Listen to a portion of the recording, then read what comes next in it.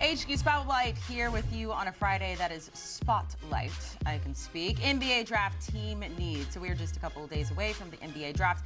Coming up this Wednesday, we're going to have all of our coverage for you on CBS Sports HQ. But right now, we have two of our experts. And what we're going to do is we have our NBA expert, John Gonzalez, our college basketball expert, calling games. Why can't I talk today? I don't know. I think you're doing a great job. I don't know. You just got on set and things went way downhill. I am the most tan I've ever been, though. Join with us. He's done a lot of fishing recently. All right, John is going to give us the team needs, and Mike's going to follow it up with a player that you think could potentially fit that team. So we're going to start with the 76ers, which happens to be John's team.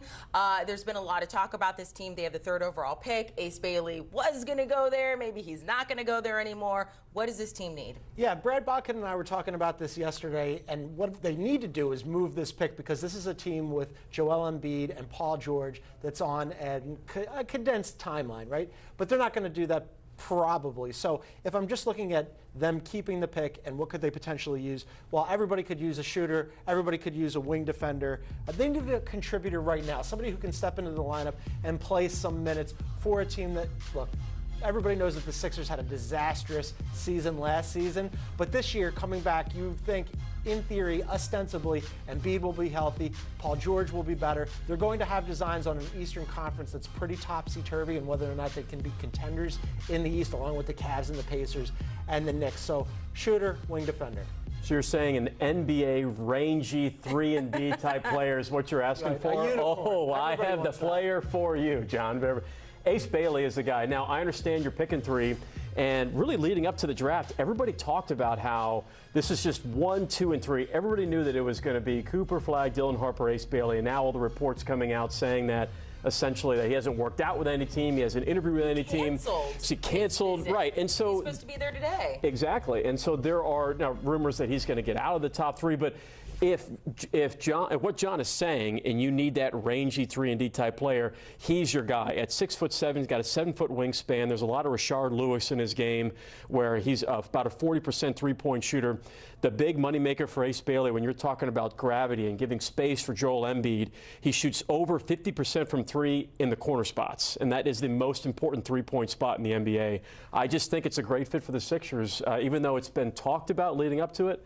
I think it's a perfect fit. So are you going to play mediator when he doesn't want to be on that team, and you're going to come and convince him, no, this is a good spot for you? Yeah, very positive guy. Yeah, I could do it, 100%. But that is a concern. Yeah, this is what I was going to say to you. All of that on paper sounds fantastic. What you're selling me for the Sixers is great, but the Sixers have been a trash fire for 25 years now. They haven't made it out of the second round. Yeah, for a very long time, since Allen Iverson was there. And so I would want a player who wants to be in Philadelphia, knowing the situation, knowing the fact that they have designs of potentially trying to get out of the second round and trying to squeeze whatever you can out of Joel Embiid, who's only intermittently available. I'm a little concerned about him not even wanting to take a visit. Oh, I thought we were just talking on the court skill sets and best fits. I mean, you're over here throwing about personality. I mean, okay, that's fine. But I do think if you're at 3, and regardless of the situation, I mean, he has maybe the highest upside out of anybody in this draft. It would be a really good pick. If you go to Philly, you have to know one word,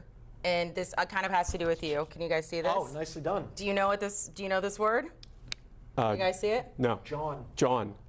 John. Yeah. John. It's a noun. It could be used. It can be used as anything. You don't know it though? Yeah. No. We'll teach it to you by the end of the show. I wrestle alligators in Florida. I don't know what that is. Let's continue on here. 76ers picking 3rd overall. Let's go to the Hornets at 4. Very bad record last season, 19-63. John, with an H or a W, what do they need? I love the H or the W. They could use a lot. So I think ultimately here it comes down to 2 players right now on the roster, LaMelo Ball and Brandon Miller. LaMelo Ball, again, has had some health issues, some availability issues. So I'm looking at maybe a combo guard, somebody who can play alongside LaMelo Ball and Brandon Miller, but also somebody who can step into that starting role as a point guard when LaMelo Ball is invariably unavailable due to his latest injury issue. I like LaMelo Ball in his talent. Sometimes, though, he's a little bit of a freelancer, works outside the system. He's more of a jazz musician. I'm looking for a guy who, you know, he's going to step in, he's going to pay attention to the coach, he's going to pay attention to the offense, and again, he can bridge the gap between those 2 really good players that they have in LaMelo Ball and Brandon Miller. So you need a high-level floor spacer. Yes. High IQ. Yes. Someone who doesn't demand the ball all the time. Very fundamentally sound. All of those things sound great. Oh, I have got the player for you, John. I knew you would. Yeah, Kon Kneuppel, I think would be what you're describing. What a perfect fit for the Hornets to play alongside Brandon Miller and LaMelo Ball. And I think he's going to go in that 3 to 5 draft range. So the Hornets taking him at 4 would be perfect. There is an undersized Wally Szczerbiak to his game. He shot over 40% from 3 in those spot-up threes. He's got a lot in his bag. Put it on the deck. Make plays. He can read screens. Has really good screen navigation as well. But the spacing of making shots while not having to demand the ball, I think would be a really good fit for the Hornets. I realized a really good job for you if this doesn't pan out. Price is Right. Like, you are selling these players well. Yeah. ABC, always be closing. Okay. Yeah. I like that. Let's go to the Jazz at 5 here. Look, they got a hockey team in town. If you're talking about jersey sales here, sweater sales, all of it's going to the hockey team right now. Let's bring it back to the Jazz. Worst record in the NBA last season. Where do you begin with them? Yeah, I believe in Danny Ainge. He's a really smart guy. They've got a lot of useful players, but I suspect that they're going to be moving on from some of them. They could go a lot of different directions here. They could move on from Walker Kessler and John Collins, so maybe they need a big. They've got Lauri Markkanen, who's been sitting there. He basically had functionally a no-trade clause last year because when he signed his contract, it didn't kick in for him to be able to be moved until after the season. So he had a whole year of just sitting around in Utah. A lot of people think he might get moved on eventually too, so maybe you're looking at a power forward or a wing. And then that backcourt, Colin Sexton, Keontae George, Jordan Clarkson, who's still on the team for reasons surpassing understanding. He should have been moved on years ago. Isaiah Collier, I kind of like him a little bit because he's a good passer. They could go in any number of directions here. This is an easy one, best available. Oh, okay. Well, now you're finally making it easy on me. Yeah. Best available absolutely is VJ Edgecombe, if he's there at 5. That's the whole thing, and I know we're really talking about just best fits, but if VJ Edgecombe falls to 5 at Utah, what an absolute home run pick. And he's one of the best players in this draft. Obviously, he's going to go in the top 5. He is the best on-the-court athlete in this draft class. So much Victor Oladipo in his game. He was Big 12 Freshman of the Year, and I just love his toughness, too. He plays with a great defensive tenacity. I think he may end up being the best shot-blocking guard in this draft class as well. If it's best fit, best available, and VJ Edgecombe's there at 5, it's a no-brainer. Have to go Edgecombe. Working our way through the NBA draft team needs and the best available fit by our host here. Let's go to the Wizards at 6. Second to worst last record. Second to worst record in the NBA this postseason.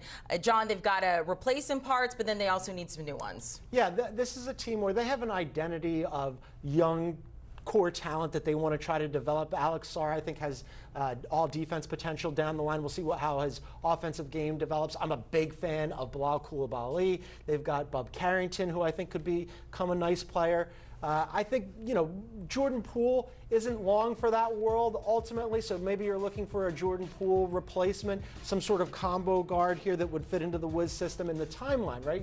You've got this young core where they've been rebooting the Washington Wizards for years and years and years. They're still doing that here. But eventually, I think Jordan Poole, who had a better year last year, maybe you can flip him for some assets moving forward, and that's where you're looking to fill a hole. I think you're making a mistake here, John. Okay. You're not one to make a mistake. You say combo guard, I say nay, nay. This is a great spot for Kon Kneuppel coming out of Duke. Defensive anchor. When you talk about rebuilding, constant rebuild, and the lack of consistency, Kneuppel is a guy that could be a defensive anchor and rim protector for 12 years in the NBA. He has the can't-teach measurables. 7'2" with a 7'6" wingspan. One of the best things about his game, John, though, is that he's more than just a shot blocker and a big presence. If you watch film on him, one of the more underrated passing big men in this draft class. I thought he grew as a passer really well in Duke's elite offense. They could use a big. Why not? Could use everybody, right? Yeah, that's absolutely right. Yeah.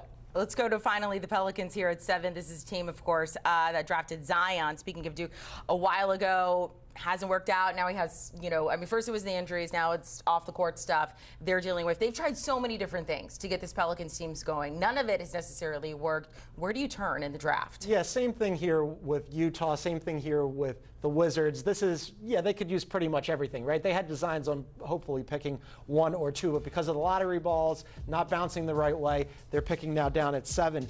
I look at 2 different positions, both in the backcourt here. CJ McCollum is getting a little bit older. He's on an expiring deal. I really like Jordan Hawkins. I think Jordan Hawkins could potentially step into that role. But absent Jordan Hawkins, maybe the organization doesn't have that same designs on elevating Jordan Hawkins into that role. Eventually, CJ McCollum is going to move on. You're going to have somebody in that starting backcourt as a shooting guard. And then DeJounte Murray, he's going to miss most of the season with an Achilles injury. And then even when he comes back, what kind of DeJounte Murray are you going to get? I like DeJounte Murray a lot, but that's a difficult injury to recover from. So again, potentially a combo guard, or we could just say, okay, let's go CJ McCollum shooting guard, or let's go point guard. So you want a combo guard, you want any scoring, kind of guard, you want shooting, any kind of guard? Yeah. Oh, man, you are in luck. Trey Johnson of Texas, the freshman sensation, averaged almost 20 a game. He's the guy. I don't think he's going to fall all the way to New Orleans, but he is 100% the guy you would pick in this situation. Close to 40% from 3. He has a ton of Ray Allen and Michael Redd in his game. 6'10" wingspan, and he was the best player in college basketball last season, regardless of class, of coming off down screens, stagger screens. His screen navigation was like an NBA veteran. And I think we can look back in 5 years and say, even though Cooper Flagg might be the best player, Trey Johnson's going to be the best scorer out of this draft class. A lot of people you mentioned, I mean, you have him here at 7. I mean, people have him as high as, what, 3, 100%. 4? Oh, yeah. So the chances of him being there at 7? Slim.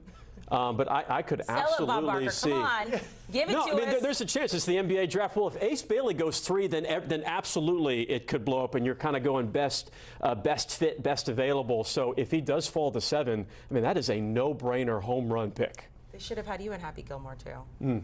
I'd be okay with that. Still time. Is there still time? Be the ball, AG. Be the Mike ball. O'Donnell, John Gonzalez, we appreciate it. Getting ready for the NBA draft coming up next Wednesday, June 25th. Coverage on CBS Sports HQ begins at 8 Eastern.